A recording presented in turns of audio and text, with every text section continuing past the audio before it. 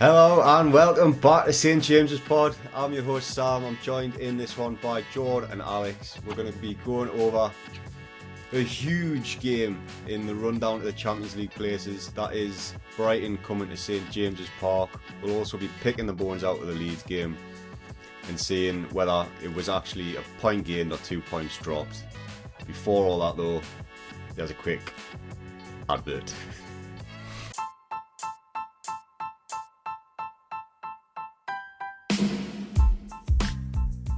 This episode is brought to you by Sword Tiling, lead tiling specialists in the Northeast, covering all aspects including commercial and domestic. They've got you covered. So head to sword_tiling on Instagram and tell them St James's Pod sent you. Right lads, let's start with the Leeds game. Let's have your thoughts first on the result. I've just said in the intro, a point gained or 2 points dropped. See, I was having a bit of a dispute with one of the lads, Tommy Dickfingers, or Tommy Pickles as you might know him. I was saying that... I've heard of that guy. Yeah, he's famous around these parts. Yeah, I thought we were lucky to get a point. I thought we didn't play well at all. I thought Leeds were the better side.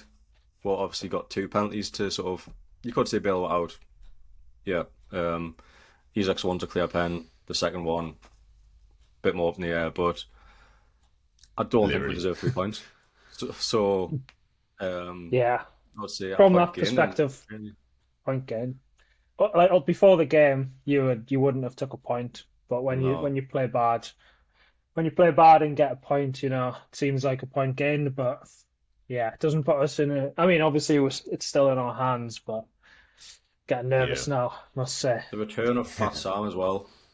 And also the Leeds managers beat me as well.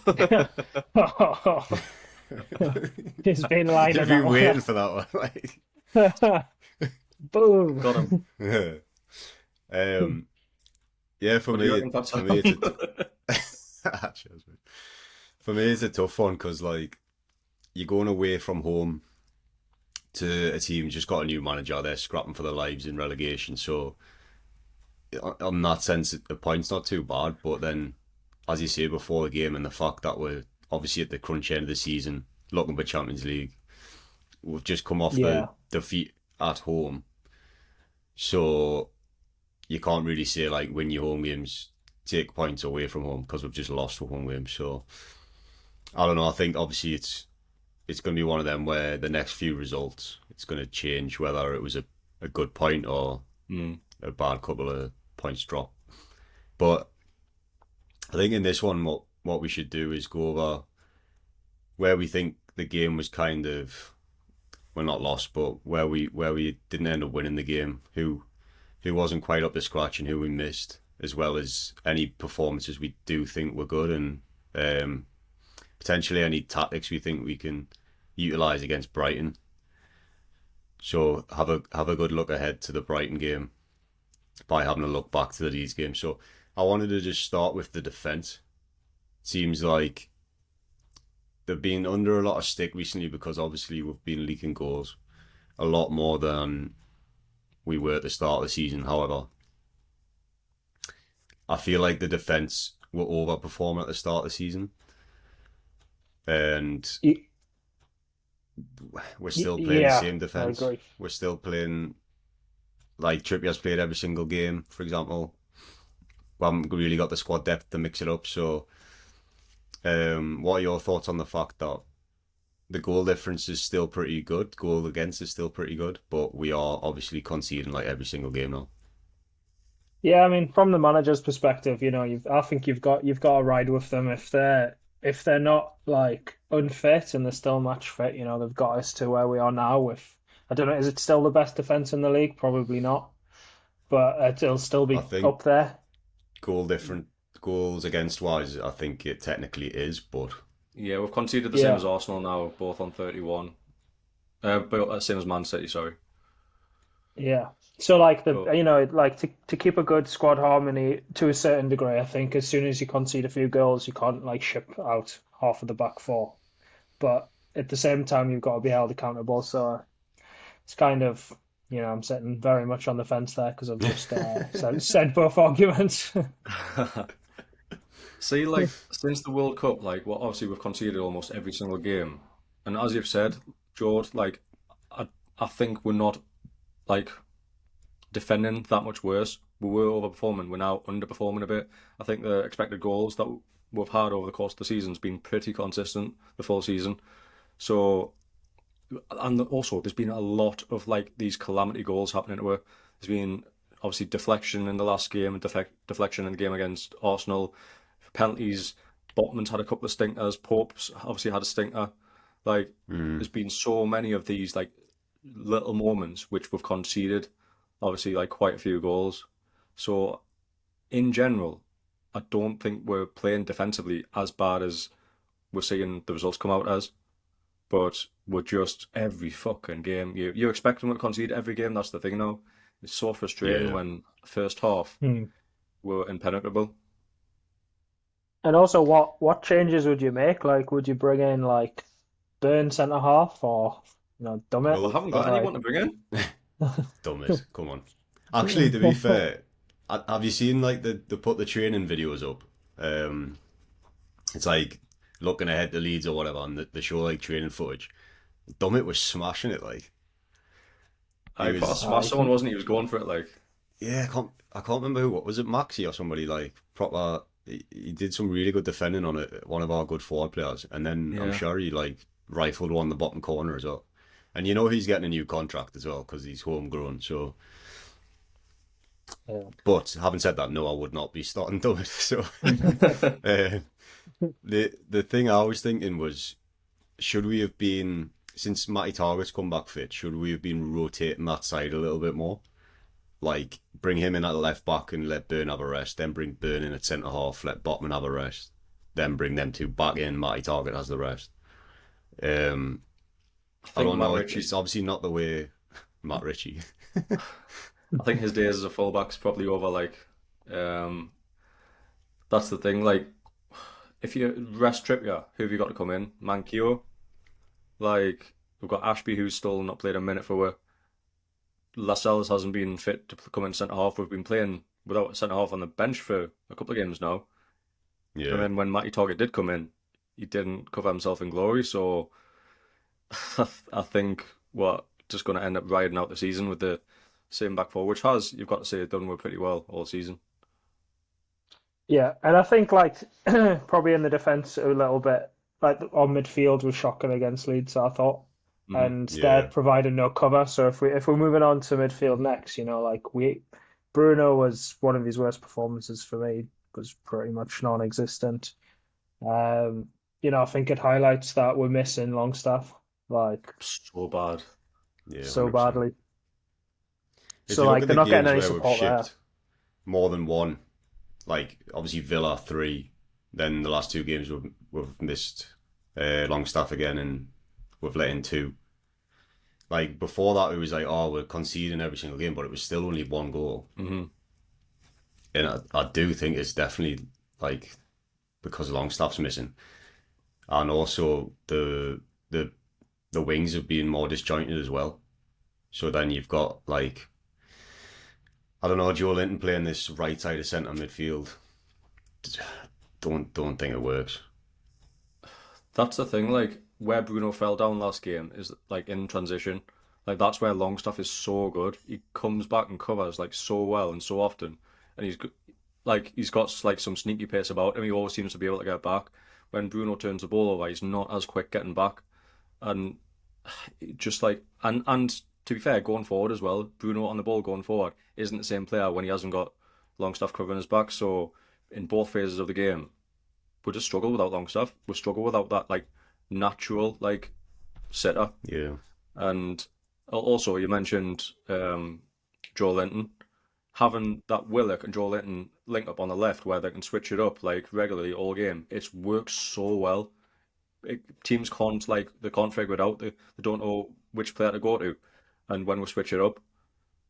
So obviously people have been clamoring for Isak and Wilson on the pitch at the same time, but I think the best formation we could play against Brighton is getting Longstaff back in that centre three with Bruno and then Joel and Willock. And unfortunately, can Wilson come out? Like, it's like, how do you drop That's him? it. Yeah. It's just fucking messed up. Yeah. But we are Although, missing Longstaff, and he needs to come back in basically if he's fit, which I think is touch and go. really, because I had a feeling we weren't going to see him again. So if there's a chance we are, that's great news. I think Eddie Howe's been a bit coy with his words. Like, I know he said that for the Leeds game he definitely wasn't going to be back, but then he said like basically we'll see. So obviously we haven't seen any train for us this week yet. So I guess again, is he trying to be a bit coy? Is he telling the social media team to keep Longstaff off to try and spring a little surprise that he's back fit? I don't know. I wouldn't rule anything out, but I think we will struggle in that midfield battle without him. Well, before we talk about the Wilson Isak partnership, let's just briefly talk about Miggy because he's been getting quite a bit of stick on social media. I don't know if you've seen that, and obviously the right wing's kind of up for grabs at the minute. What did you actually think of his performance against Leeds? For me, I don't know. There was moments, but I could probably list like 10 appearances for Miggy recently where it's like he has moments, looks lightweight overall. Um, yeah. I mean, it just comes back to like squad depth for me. If we had better wingers, Miggy wouldn't be getting in the starting 11 at the moment. That's the thing. Like Yeah, Murphy had been playing decent, but then had a few off games. So Miggy came back from his injury, started the game, and he's he's not been great since coming in. He's got the work rate which he always has, but apart from that, like, and maybe he is also missing Longstaff again because it's usually those three on the right hand side of Trippier, Longstaff, and in the first half of the season, Miggy linking up well. yeah, So it's just something's not quite clicking with him, and I feel like I feel like he probably will come out the team for Brighton. To be honest, I think Yeah. Murphy probably will come back in. We yeah. we Did you got did you spoiled with see? Miggy earlier in the season, I think. No, Again, it's Oh another yeah, case of overperforming. yeah. He was But definitely it's like, overperforming. Like, yeah. because for me, he was doing similar things to what he was doing when he was bagging all the goals. He just the goal wasn't at the end of it. Like I don't know if you remember the time he cut right inside, and he was almost like in the number 10 position, and he hit one, and it went wide. That would have went in at the start of the season. But again, I think you're right in that right hand side misses Longstaff as well. So I don't think it's coincidence that Murphy's dipped a bit in the last couple of appearances as well. But did you see Eddie Howe did come out and say he had a strain, Murphy? That's why he didn't even come on the pitch. Yeah, Um, I seen that he announced he's still a doubt for Brighton as well, but just want do to you look think out it's for. strange that he was on the bench if he's injured, or do you think it was one of them where maybe they thought he might be able to come on, but when he was warming up, he just felt it still, and or maybe we'll have that lack of depth so much that we thought we might as well name him. Like even if there's no intention of bringing him on, like instead of naming like one less sub, just just name him on the bench. Then I don't know. It might keep other managers guessing. yeah. Yeah. But in terms of the right hand side, the only other option's Anthony Gordon in it. So looking back, do you think we should have started Gordon, or do you think he's not really for a game like that? He wasn't really trusted enough by Eddie Howe yet. I really want Gordon to do well. I really want him to come out the traps one game and score a couple of goals. Like I want him to do well so badly, but he's just not influencing the game like a £45 million player should do. And I know he shouldn't be influenced by the price tag, but you're always going to, I guess. He's came in with a big expectation, and so far he's failed to live up to that. Granted, like off the ball, again, you can't fault him. Like his work rate, his tracking back, fantastic, but it's just not quite clicking for him. Obviously, that first half against Everton, he got the majority of our chances and he did look sharp. But then what happened? We changed it up and we're going smash 4 goals in. So It's one of those that it's easy to say in hindsight, oh, because Miggy had a poor game, oh, Gordon should have started. But I don't Yeah. know. We've said so I many just times think this season, just trust Eddie yeah, Howe. Gordon's never really done anything when he started for me. Like when he's Mhm. came off the bench, he's always looked much better. So it's more of like has he earned his place in the starting 11? And I don't think the answer is yes. No. The other kind of thing I was thinking with Miggy was that he's not long back from injury. And I think generally we give people the kind of benefit of the doubt when they're just back from injury. Like with Matty Target, for example, you said earlier like he didn't cover himself in glory when he came back, but it was his first game back. So we all kind of said like we know he's much better than that. But with Miggy, I felt like, especially on social media, people were like, "Nah, that's it now. Like, we need a new right winger," It's which also the time might of be the true, season though. but Fans are getting nervous now because we're Mm. yeah, three games left, and it's like, are we gonna blow this? So that I they guess need to start questioning someone. we can talk about that briefly then, because how nervous are you guys? Because obviously we've secured Europa League, so it's either Champions League or Europa League, which obviously is an absolute amazing season. But There's we a big want difference Champions though. League, so Yeah, so are you yeah. kind of getting nervous or I mean, Liverpool have won. Is it 7 or 9 on the bounce? s- Oh, seven? I think. fucking Yeah, loads. And they've got like Villa at home, which like might be difficult, but then I think the last game's a pretty easy one. United have got. You'd expect them to win their remaining games, so it's like it seems like it's up to us to fuck it up basically, and yeah, I'm just thinking like Chelsea away, you know, usually it'd be like super hard game this season. Fancy us to take 3 points, but at the same time, you just wouldn't be surprised for us to blow it.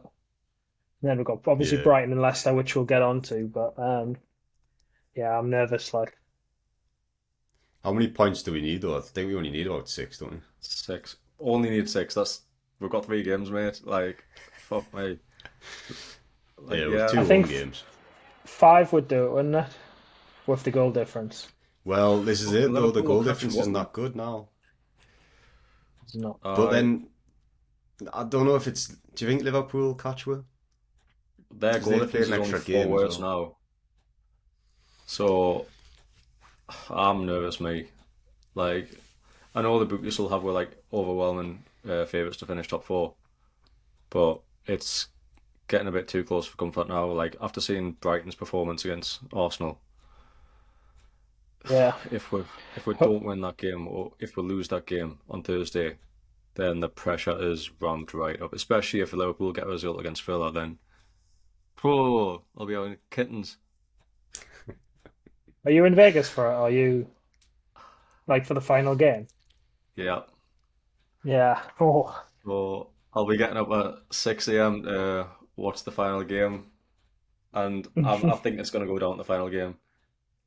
Like, yeah. yes, the home game is against Leicester, we should get 3 points. Can I see we're beating Brighton? Yeah, of course I can. We were 2-0 up like in 10 minutes last season. Not that they're fucking they've took another step again since last season. But yeah, I could see we're getting 3-4 points out of the next 2 games and then having to get something at Stamford Bridge last game. So I'm gonna be over there with Jed, getting up early after Nice. probably a big Saturday night. I might not even go to sleep actually. Um, I Just get yourself remember to the him. MGM. Well, yeah, me, you were watching. We're getting tanked off Leicester 3-0. That's not a great omen. Like, I remember um, that. Yeah. Well, vaguely remember that. Like. 2015, taking her back to our first time in Vegas, and me and George had been at the club and decided it would be. I think Toon had a 12:30 kick-off on the Saturday, so naturally we thought we'd go straight out from the club, straight to the sports book, and Yeah, Jamie Vardy smashing a Uh, pen against Brighton, losing 3-0, so that was fantastic. Thankfully, don't really remember the match, but no. fingers crossed for a better result come a week on Sunday. Christ. Well, Uh, hopefully you don't remember the match, but it's for all the good reasons. for good reasons, I. Yeah, gonna look back on the result with happy memories. Um, let's pivot to the Brighton game then, and we can have the striker debate when we look into the starting 11 for them. So, do you want to just briefly, before we talk about Brighton, and like you said, obviously they've took another, like they've found another gear this season from last season. So, where do you think that has come from? Is it the recruitment? Do you think the change in managers helped them in the end, or where do you think that extra levels come from? All of the above. The recruitment has been ridiculous. Matoma coming on, I'm sure it was the last 15, 20 minutes of our first game against Brighton at their place. And he fucking told Trippier a new one. But we're like, who's this guy? Like, never heard of him, never seen him before. Like, tricky as fuck. And then, like, they Yeah, just keep cropping up with, like, new names all season. Evan Ferguson, looking unreal. And Cisco's appeared in the past, like, month or two. Just looking absolutely class. Brennan Otte, also unreal. Like, I don't know how they keep finding these gems, getting them for cheap. And all of them, like, being absolutely class. Like, it's pissing us off. Like, yeah. obviously, There's like two or three of the players are worth about 70 million now. It's just like out Caicedo, of nowhere. like, bought him for nothing. Like, pretty much. And then Arsenal's offering 60 million in the summer for him. It's fucking silly. Yeah, Yeah, Like, and you can guarantee, like, there's been rumours about, like, Toon with Evan Ferguson and a few other clubs knocking about.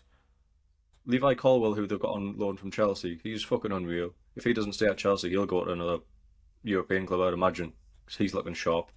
Estupiñán is ridiculous. Like, literally from back to front, like, unreal. And De Zerbi deserves a lot of credit as well because he's got them playing, like, unreal football. Watched them recently against Man U. Completely deserved that win, even though it was like a 97th minute pen or whatever. Completely deserved. Arsenal fucking played them off the park. Like, yeah. even like Steele, the keeper, he's only came in halfway through the season for Sanchez. And like watching him against Arsenal, he's like you think Edison is relaxed on the ball. He just stands and just plays passes like triangles around fucking Jesus, closing him down on that. He's like ridiculous. Like there's nothing bad you can say about Brighton, and I'm fucking terrified about what they can do on Thursday because they're such a good team to watch. hopefully we get the Everton Brighton, which I don't even know how that result happened. Looking back in Brighton's recent form, but yeah, like That, Mitoma for me as well. Like you mentioned him earlier, he's unreal every time I watch him. He had Ben White on toast, like it was ridiculous. And yeah. like Ben White's been bigged up by the Arsenal fans as the best right back in the league this season. He had him twisting and turning all night.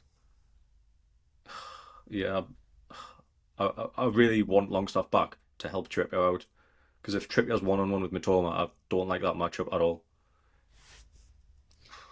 No, and Trippier's been slightly poor recently as well, so we could do with him having one of his better games. But I think with Brighton, you're looking at them as such a well run club, and like in terms of a project that's been completed well and is still being completed well. It's like they lost Potter and they just bring somebody else in, and it didn't even seem to affect them. So it's obviously from the foundations up, and we're so far off that still. Hmm. And you can see like we're making the steps to try and do that. But this is another thing with our project is with it being fast tracked if we get Champions League and stuff. Like you say, like they seem to be bringing out names that you've never even heard of, and we need to be doing that, but we're not in the position to be doing that. Like with FFP, we obviously can't just be spending loads of money. But now that we're getting the right people in the right jobs, you'd like to think that that could start happening at Newcastle as well. So I mean, we've is bought pretty well. Like I know we've had some big transfer fees, especially compared to Brighton, but like there's not. I don't think there's been a bust like a total bust in our recent transfers. So like, yeah, Oh no, we you're definitely right. need Yeah, we definitely need to find like, the McAllisters for like 10 million and yeah. go on to what they are. But yeah, I wouldn't like slate our recruitment either. Where you've got Ashworth in from Brighton for a reason. Like best in the business. Like he's built what Brighton have, or Yeah. helped build it anyways. And now we have him at the helm. And obviously, yeah, as you've seen, our recruitment has been class so far. And Yeah. we have also signed off quite a lot of these youngsters, like obviously Cruel, Ashby, like a few youngins just into the like under 21s. We've signed like a few young players already. Yeah, you might not have seen them kick a ball yet, but you never know. In 2 or 3 years' time, they could be breaking through, and that's what Yeah. we need. Like a few of these Future gems Definitely. to prospects. work And I out, don't and think then. we don't necessarily need to have the exact same model. Like they've sold players like Cucurella and Basuma, That's Trossard true. Yeah. for big fees. I mean, it helps with financial fair play, definitely. But we don't need to sell players for 60, 70 million to then fund another transfer. Um, but yeah, I mean, I would love to do it that way, as opposed to just spending 70 million on every single player that we buy. I would love to get some youngsters in and bring them through. 100%. I wonder. Do you? Well, I was about to ask you one of them questions where I just totally send you a hospital pass and nobody Hospital knows who you're pass. talking I knew that was coming. about. Well, I wonder what Brighton's record transfer fee for buying a player is, It's not because that much, I don't think.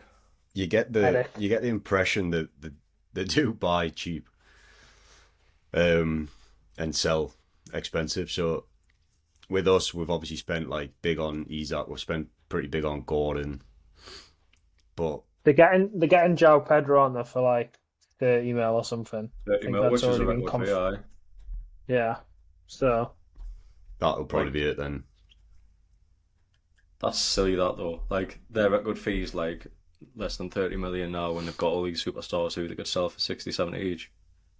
yeah. It's just In João phenomenal, Pedro, isn't it? it's Really. just a classic. Like in a season or two, he'll probably be worth treble what they're getting him for. Just because he's at Brighton, he's at the perfect club. Like if you're him, why would you not want to go to Brighton? Oh, perfect, aye. And he's getting European football next season as well. Like, what's not to love? Yeah. And they play an attractive style of football as well. That's the thing. It's like there's not really anything not to like about Brighton. Where did they get their manager from? Like, was he assistant to Potter? I imagine. I want to say But before Sampdoria, that, but that's just fucking straight out my I don't head, I think. I don't think he was he? I mean, I don't know, but I thought Potter took his assistant with him. I want to say he was managing in Italy, but I'd never even heard of him before he joined Brighton. Like, so he was at Shakhtar for a year before joining Brighton, but before that he was at Sassuolo and Benevento, Palermo. Yeah, so he's managed in the yeah, it's, Italian league, but again though, without it's taking like a massive job. even that recruitment, like this is not like a Yeah, big yeah. name they've brought in. Or Oh, like how much should they get for Potter from Chelsea? I'm Probably 10 plus mil in compensation. sure it was like the We've highest got fee someone had paid compensation for a manager ever or something. It was like I'm sure it was like more than double that. I'm sure it was about 20 mil. yeah. And when I went to uni at Leeds Met, Graham Potter was the coach for the Leeds Met footy team. How wild is that? ridiculous. I feel Came sorry a for long them, way. to be honest. I still 'Cause rate him as a manager. I mean, look at what Chelsea is still doing now. Like, I mean, yeah, I feel like he he had to take it because you can't really turn down that opportunity, but it was always going to end badly for him. Hmm. And then the way Brighton's gone on now makes him look not as good as he was. I think he was like almost like a media darling, wasn't he? And now, I know what you mean. You're like, was he that good because he was manager of Brighton, or was he that good at Brighton because like he had all the players and infrastructure and everything around him to be able to do his job like easier? Like, could an average manager come in at Brighton and do the same job that he did? Maybe, I don't know. Like, maybe we're not giving him enough credit. Um, Yeah.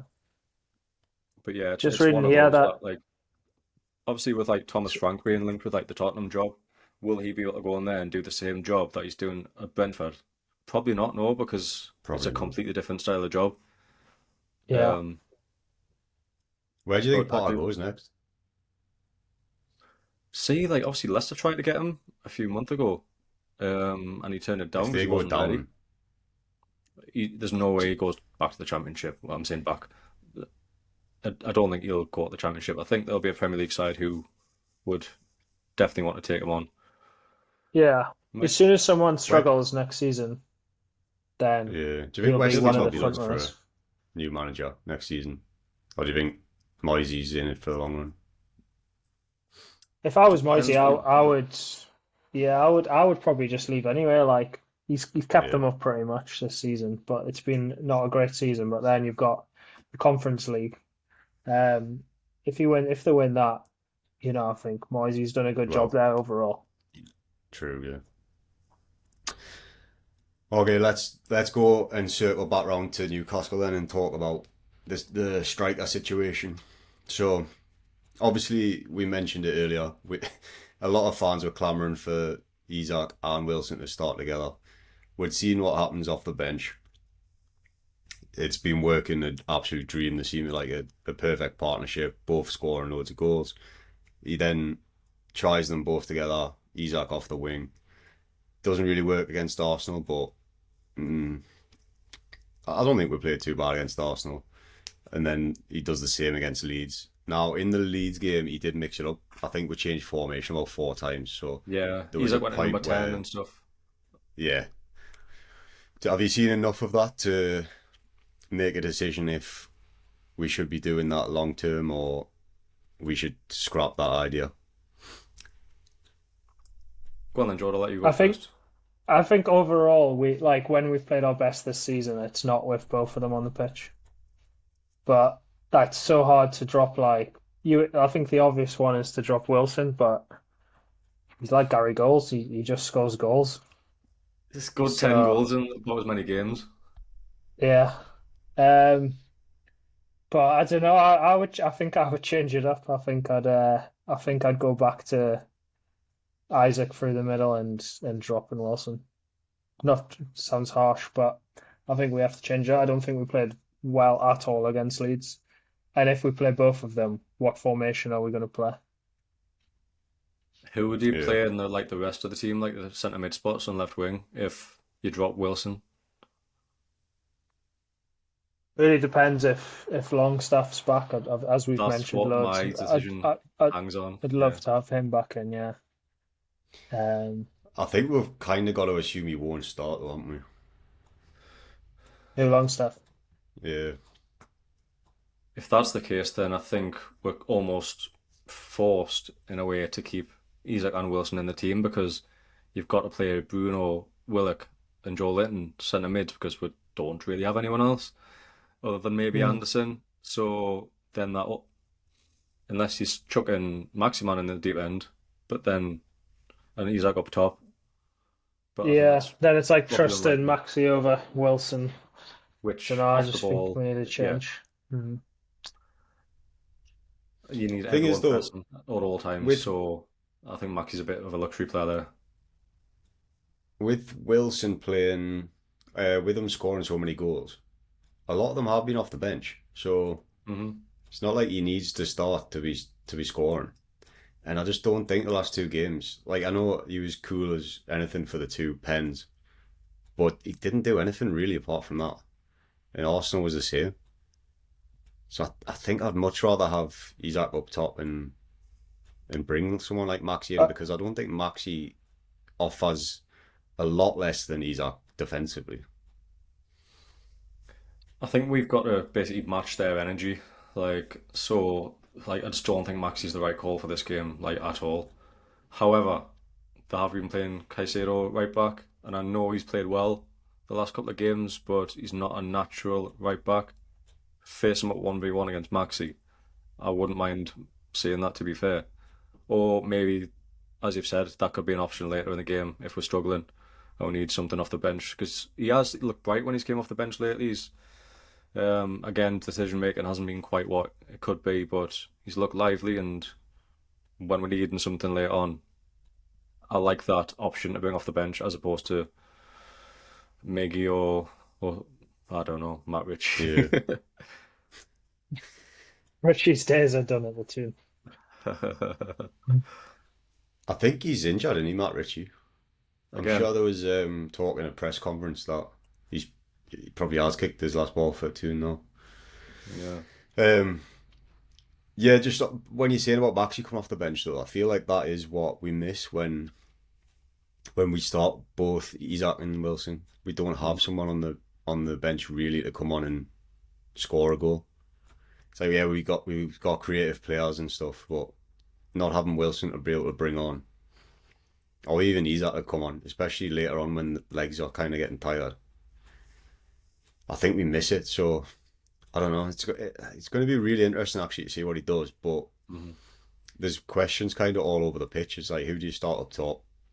Who do you start on the left? Who do you start on the right? Obviously, if Longstaff comes in or not really dictates the middle. And then we were talking earlier about the defence, which you would think you'd keep the same because we're saying he's kept it the same all season. But if we look back to that Leeds goal where Bamford crosses it in, I think it kind of showed Botman in a bad light again. He's had a couple of games now where he's looked off it. So you could argue that he might need to sit out a game. You'd get slayed though if he dropped Botman and then we got beat. Like, Yeah. I mean, I know he probably doesn't care too much, but like, yeah, I can't see him changing the defense at all. And like, I think he'll make a decision. Like where we are 8 points ahead of Brighton. Like on paper and in the table, we're the better team. Like any changes or any team that he does put out, it's got to be because he thinks that's the best team to win. That's not the best team to contain Brighton. Like we've Yeah. still got to have the same philosophy that we've had the whole season. Do you think we could do with a Matty Target coming in though? Like give us something on that left hand side from the fullback position, and then it could maybe change the decision on who we start the left wing.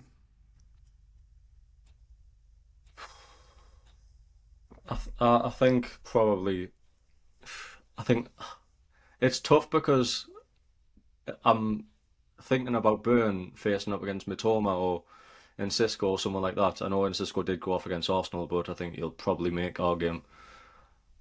I don't like the idea of them squaring Burn up. However, as was said, Matty Target, he hasn't been playing. He hasn't had many minutes in his legs since coming back. I think it would be pretty much throwing him in at the deep end if we did start him, and I just can't see it happening. And I probably wouldn't want to see it happen either. I think it's too big a game, too big a like the whole crowd's going to be fucking wild on Thursday. Like obviously Byrne, he's from Blythe, he's going to be up for it. He's like he's going to be bang up for it. He'll be waving the And guy. it's against his old team as well. Exactly, I True. Yeah. wants to prove And a there's been point. times in the past where I've been worried about Burns' matchup, and he's like sometimes, yeah, he gets tanned, but there's been other games where he's actually stood up quite well. I mean, against So Arsenal, like he was more than a match for Saka. Like Saka was kept quiet the full game. It was Martinelli that we had trouble with.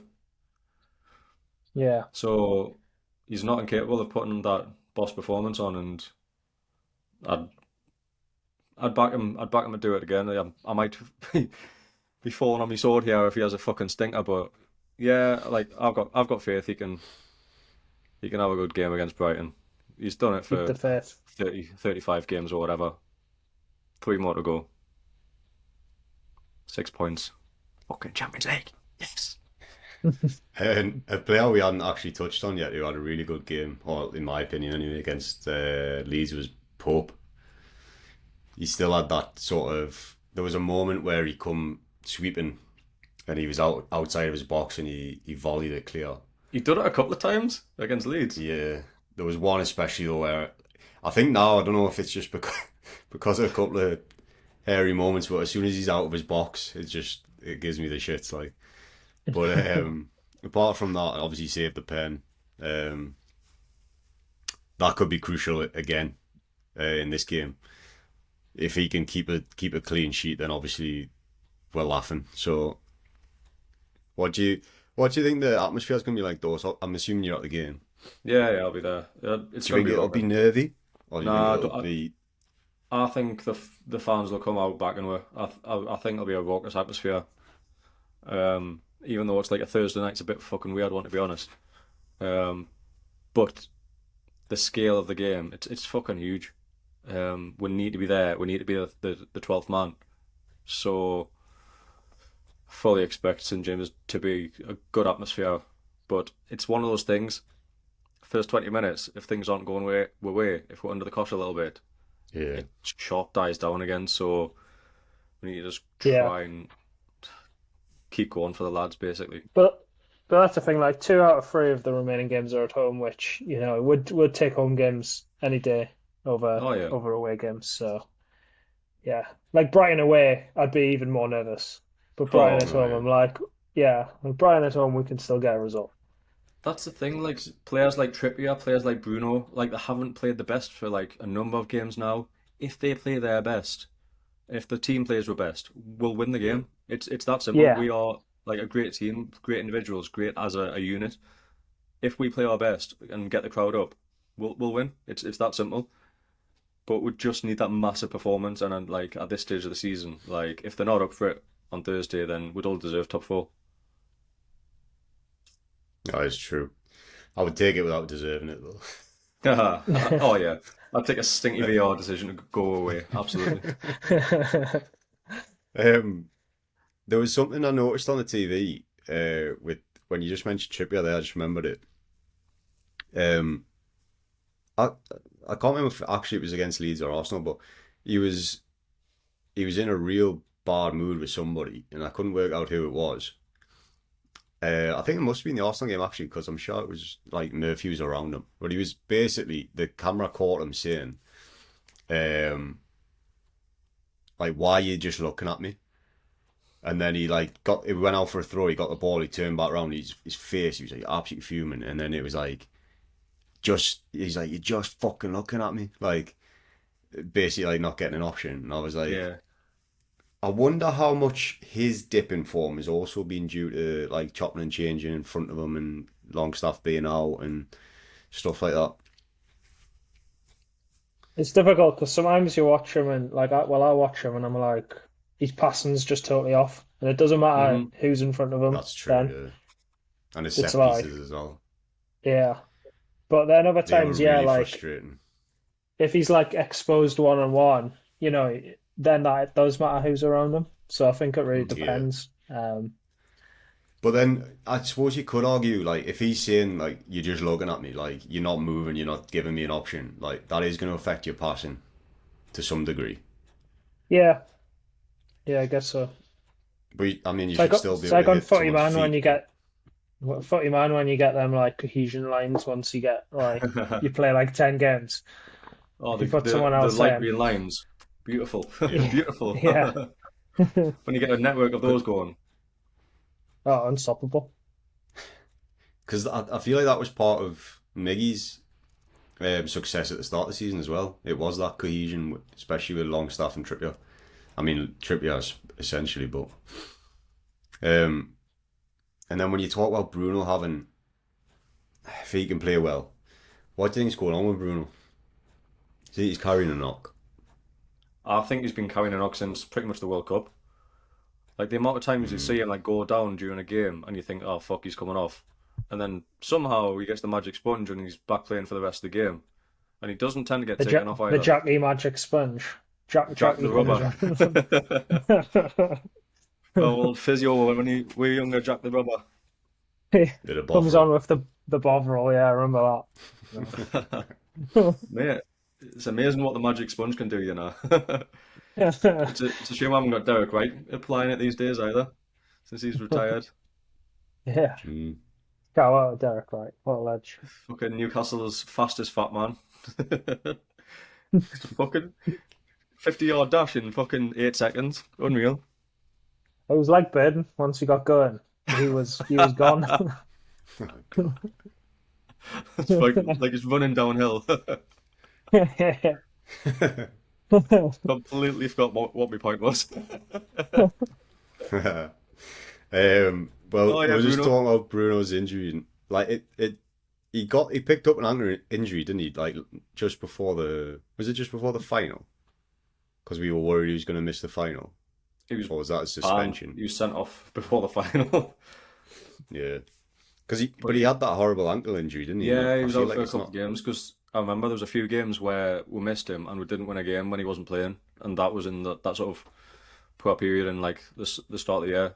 And I genuinely think he's been carrying that. Like, I wouldn't be surprised if the end of the season comes around and he goes for surgery because Yeah, he's just not been quite right. And yeah, he regularly goes down, like holding his ankle, limps about for a bit, gets back up, and just carries on. So he's I not wonder quite if it right. I might don't. be a mental thing that it's not necessarily that his ankle is playing up, but he's constantly worried that it is going to play up. But having said Possibly. that, in the Leeds game, they did mark him out of the game very well, especially first half. And same with Arsenal as So well. Yeah. worryingly though, Brighton the away game, I think Brighton did a really good job of keeping them quiet as well, didn't That's a problem. Like teams have cottoned onto it that if they stifle him, then he becomes a lot less effective. And obviously, with him playing that deeper role as well, he can't really progress with the ball as much. He obviously got that yellow card for diving as well against Leeds, which he's usually they? really good at waiting for the challenge and like taking the foul, but he just He's went a that master at tiny bit that, yeah. early. Uh, Yeah. um, Yeah, I'm just reading there. So, like, there was an article from a month ago where he was saying that his ankle was just frustrating him. Um, so like, it's obviously something that's been ongoing for a while. Yeah, I'm hoping it. I'm expecting him to be up for it and a good game from him. I don't think you can use that as an excuse if he's telling the manager that he's fit enough to start. mhm. Then he's got to put in better performances. That's true. Um, Unless you've got anything else to say about the Brighton game, I think we should get some predictions for that one, and then we might as well have a chat about Leicester as well. Leicester shitty. You've done them So there. Merked. Dawes, let's have your prediction for Brighton first. I think I'm going to give the same prediction I give for Arsenal, 2-2. Um, Oh, I know, I just like we're not keeping clean sheets at the moment, and we're also looking pretty good going forward. So I could just see it being one of those again where like it's back and forth a little bit and share a point each at the end. What was saying Giorgio the actually joined top of the leaderboard. I don't know if you know one that, but appearance, one win. Af- After one, I think it was Southampton, wasn't it? 3-1. you could I'm gonna. pinch it off Pete this week with a couple I'm of decent also gonna predictions. go for a draw, but I'm gonna go 1-1. Oh I know. God, Not yeah. very optimistic, are we? I'm gonna These I'm last gonna Just couple say of results, 2-1 man. to the Toon. I think it's gonna be 2-1. I think we'll score the winner towards the end of the game, and the whole stadium's just gonna be absolutely amazing. That'll be me calling in sick to work on Friday. I I want pictures of you and Pete in the pub, like if we get a last minute I'll be in the sinner's cage at 2 a.m. Boss, I'm really not well. winner. I've had the shits all night. Not again. The Why is sinner's Nicki cage, Minaj on in mate. the background? Starships were Oh. meant to fly. Um, let's let's transition into Leicester as best as we can from that image. Um, did you watch their game the other night? I did, yeah. I watched the Um, Liverpool game. yeah, I mean, Yeah, I thought they started off okay, like fine for the first 20 minutes, and then as soon as Liverpool scored, they just unravelled and they offered like nothing. And I was looking at the team, and they've got some good players still, like on paper. They've got Tielemans, like Vardy's a bit older now, but yeah, they've got Harvey Ndidi, Barnes. Harvey on Barnes. paper they've got a decent squad. Yeah, it's nowhere they should be. like where they are. No Madison, I'm chance. forgetting about. Well, with Madison, um, unless you had something else to say there, Dawes, I just wanted to talk about Madison a bit. I was going to start from the back. I think if Kasper Schmeichel stayed another season Oh and was yeah, still there, I don't think they'd be anywhere near the relegation zone. Like, It's a good not shot. even just like he's a better keeper than Danny Ward and Everson. Like his presence in the dressing room, like organising the defence, like you always heard him like screaming and shouting. Like he was really vocal. Like I've got, even though like yeah, he wasn't like the perfect keeper, of course. Like I just don't think there'd be anywhere near that there if he stayed on for one more season because did he leave quite late in the window as well, I'm sure they or did did they just I. not replace him? And then in January, Danny Ward was, I think he had a period before the World Cup where he kept like quite a few Yeah. clean sheets. So then they thought, we don't need to get anyone else in January. And then I don't think they've kept one clean sheet since the World Cup, which is fucking raj. Like you're not going to win games. So like if you're going to need to score like two minimum every single game, like you're not going to win many games. Jesus. Yeah. Yeah, Is no, I But yeah, agree it with that. that's Like, Dean? me little keep a Is rant it Dean over. Smith who's there now? yeah, Aye, aye. Do you think he's eyeing up the championship as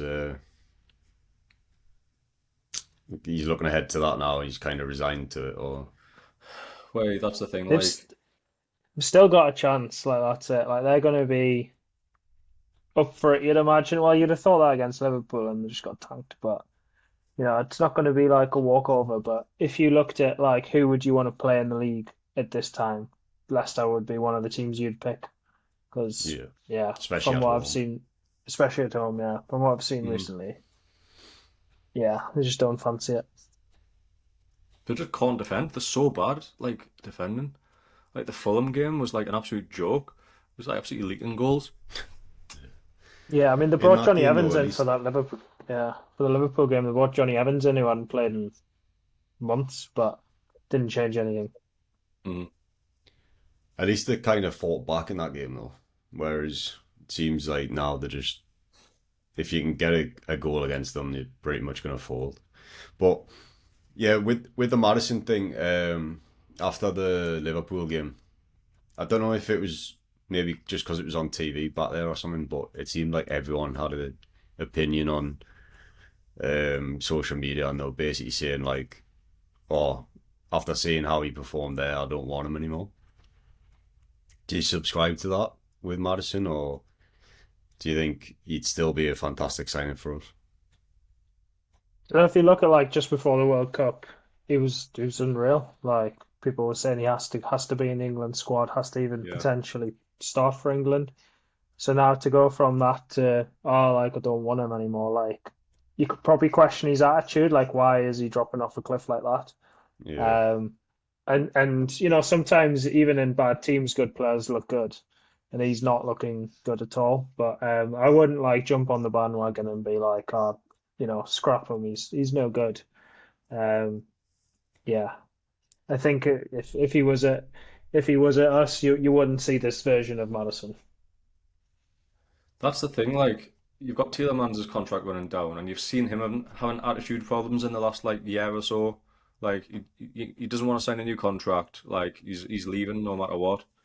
And like yeah, you do wonder if Madison's got the same thing in his mind. He knows that Newcastle wanted him at the start of the season. He knows that he could be sort of third, fourth in the table, whatever. And he's stuck at Leicester in the bottom three, like looking fucked. Like his contract's up in Yep. just over a year's time. So has he got one eye on somewhere else? And obviously we've talked about Eddie wanting characters in who want like it's all about like characters yeah, basically. Is this a reason why you wouldn't want Madison because his mentality hasn't been great, or as the we know he's talented, we know he's young, like he's English, like he's got so many like pros. Is that con like outweighing all the pros that he's got? Because he's clearly a fantastic player. He's just not played well at the moment, and, and they're going down. I'm pretty yeah. sure the bottom three now are the ones who are going to be in the championship next season. So that was my only thought with it. I don't think the way he's playing necessarily you'd look at him and say, "Oh, he's not that good of a player." He's like No, no he way. obviously is a fantastic player, but his mentality, that's the one question. But I do think you still his personality, I think, is still be great in the dressing room. And I think that there is a lot of factors like what you've just said with his contract and stuff. Like he wanted away, and he's still there. And also, that I don't know if you saw, he did that interview last week where I think was it that after the Fulham game where he said we Yeah, yeah. didn't want it enough or something like that. And Yeah, they didn't have enough heart or something like that. It got yeah, read the wrong way. Aye. yeah, it got sort of misconstrued into what Hmm.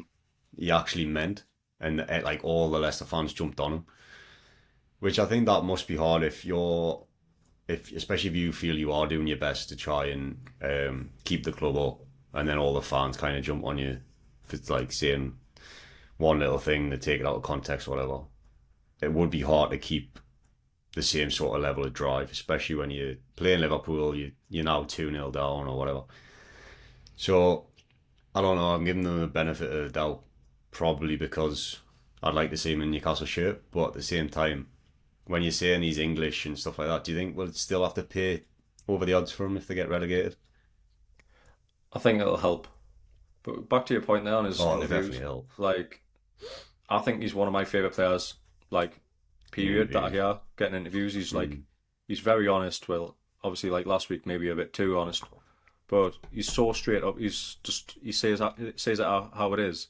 He hasn't got that like corporate like sort of answers that like you get like like say like NFL players like coming out with and stuff like that. Like he says what's on his mind, and like I love that about him. Like I would happily take someone like with that sort of attitude if that's what he was like all the time.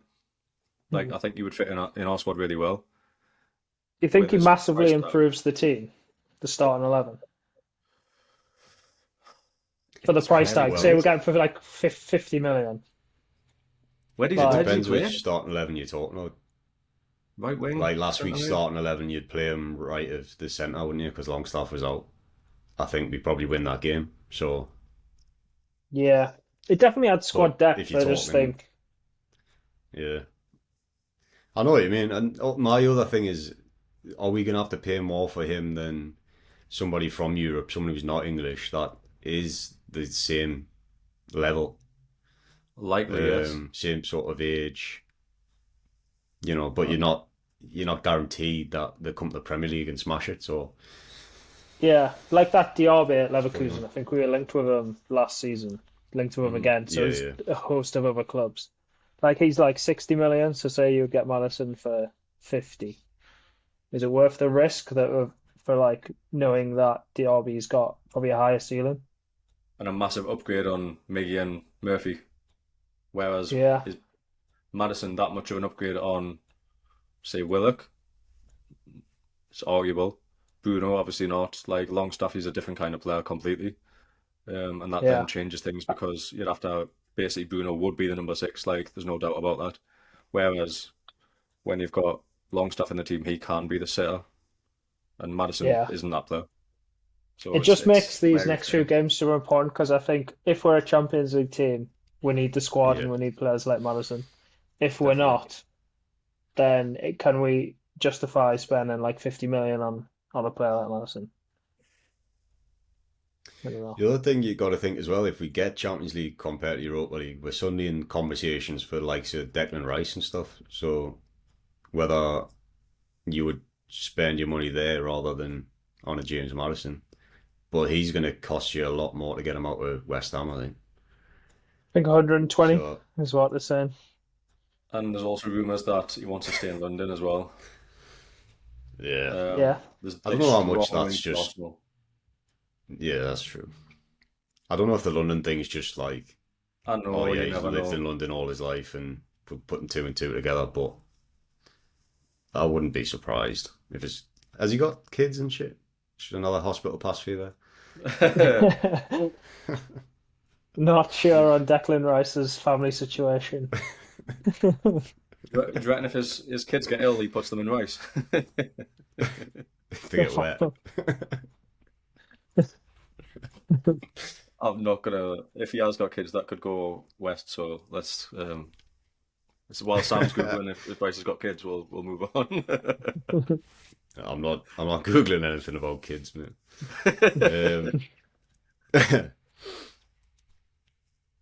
Let's talk.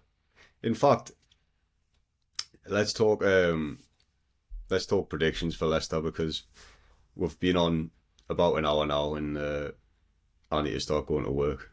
So let's wrap it up. And well, if you've got anything important to talk about, we can do that. But your hairline's receding. No. That's not important. No, I think we'll come out the next two games with 4 points. So I'm going to win against Leicester.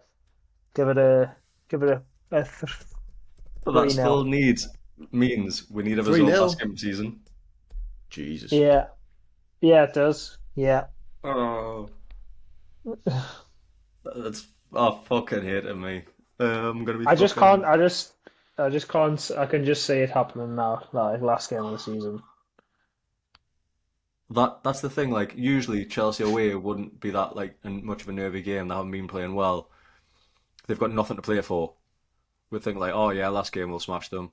But if Champions League's on the line, then that changes fucking everything. So I do think we'll get a win. Yeah. We can't keep a clean sheet for shit. So 3-1 Toon. See, I already wrote down 3-1 for me as well. I think it might get nervy towards the end, and we'll score like a late goal or something like that just to relieve the pressure. We'll probably go 1-0 down again. We'll probably go 1-0 down at half time and then come back and win 3-1. Get your pennies on it and gamble responsibly. Are you at that one? Are you at that one as well, though? So are you flying? So my flight is at 6 a.m. on the Tuesday morning, and so I'll be getting up. So we could 3 a.m. secure, if we beat Brighton, could secure Champions League football that night. Yes. Either way, I'm getting like max like 3 or 4 hours kept, like, so that's going to be a wild old 24 hours. Yeah. You can sleep on flight though. Not if it's free flight to keys. Vegas. Yeah. Flights to Vegas are different. That'd be a terrible gamble. I need to play a shoot and win some money off my wife. When your allowance back. Me gambling money. All right, sound. Well, thanks for joining us, lads, and thanks for listening. We'll be back, hopefully, with enough points for Champions League in the next episode, but if not, we'll be looking ahead to what we need to do in the Chelsea game to secure Champions League football and wrapping the season up, which has been a fantastic season. Whether win, lose or draw in these next 3 games. Hopefully we'll have Tommy Pickles back. He's lent his fingers to the king for a bit, but he should be back soon. And Pete might be back too. No, he's got a new last. So it's just me, Sam, and Jordan and Paigey left on the pod because Tom's left the pod. I mean, Tom. Peter's left the pod, so it's just down to us 4 now. Jack might make an appearance now and then, but luckily it's not a big hole to fill, so I was going to say I'm going to have to get some artwork, but judging off some of like the designs, I might not ask for that. I'll just change Pete's hair slightly, make it slightly dirtier. A few blonde streaks. All right, well, see you for the next episode then.